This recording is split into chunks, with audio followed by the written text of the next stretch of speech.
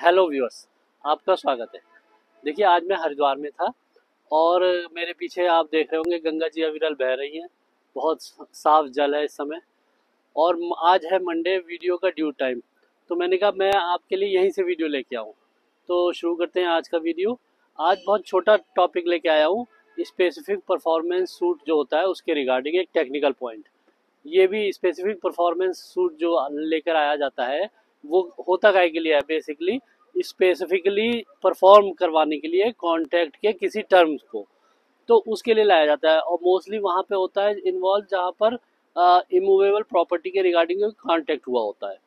तो section 17 of registration act 1908 वो ये कहती है कि कौन कौन से डॉक्यूमेंट्स ऐसे हैं जिनका रजिस्ट्रेशन होना मस्ट है इमूवेबल प्रॉपर्टी के रिगार्डिंग। तो वो डिफाइन करती है उन डॉक्यूमेंट्स को। और सेक्शन 49 ऑफ रजिस्ट्रेशन एक्ट जो है वो बताती है कि what will be the affect of non registration of those documents. मतलब कि अगर 17 के तहत जो डॉक्यूमेंट्स मैंडेटरी किए गए हैं रजिस्टर्ड कराने को, अगर वो नहीं रजिस्टर्ड कराए जाते हैं तो उनका अफेक्ट क्या होगा।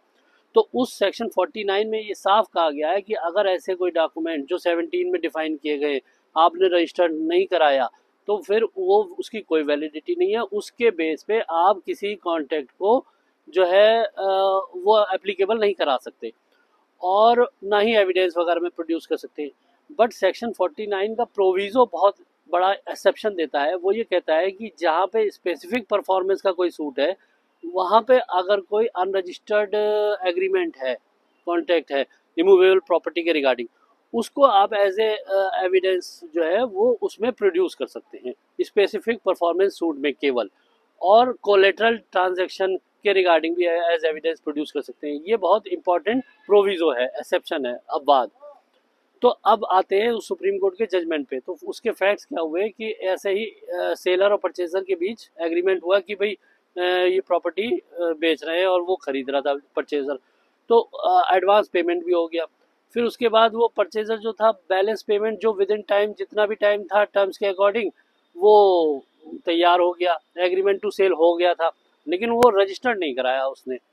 तो अब हुआ ये कि जब वो तैयार हो गया बैलेंस पेमेंट के लिए और सेलर से कहा सेल करने के लिए, रजिस्टर्ड कराने के लिए सेल डीड, तो वो आनाकानी करने लगा और वो किया नहीं। तो वो परचेजर जो है वो स्पेसिफिक परफॉर्मेंस सूट लेकर आया और उसमें उसने रिक्वेस्ट की कि जो मेरा एग्रीमेंट हमारा हुआ था वो उसको जो है एज एविडेंस एडमिट किया जाए।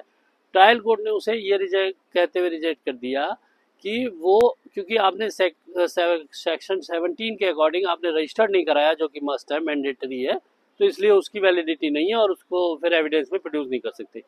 इसी बात पे फिर वो ये ऑर्डर को चैलेंज करते हुए हाई कोर्ट मामला पहुंचा। हाई कोर्ट ने भी वही ट्राइब्यूनल कोर्ट के जजमेंट ऑर्डर को कंफर्म कर दिया।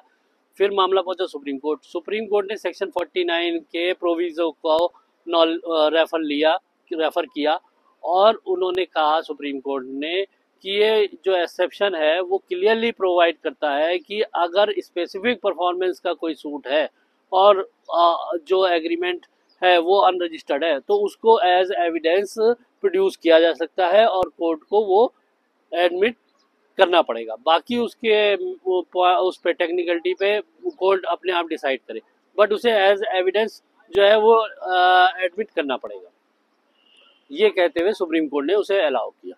तो ये बहुत इंपॉर्टेंट बात है कि सेक्शन 49 का प्रोविजो, अगर आपका कोई एग्रीमेंट टू सेल हुआ है और रजिस्टर्ड नहीं है और बाद में आपका कॉन्ट्रैक्ट जो है वो जो है उसको फॉलो नहीं किया जा रहा है और आपको स्पेसिफिक परफॉर्मेंस का सूट लाना पड़ता है, तो आप अनरजिस्टर्ड कॉन्ट्रैक्ट एग्रीमेंट को एज एविडेंस प्रोड्यूस कर सकते हैं, एडमिट किया जाएगा और उसके आगे बात चलेगी। तो बताइएगा कैसे लगा वीडियो। फिर मिलते हैं अगले वीडियो में। नमस्कार।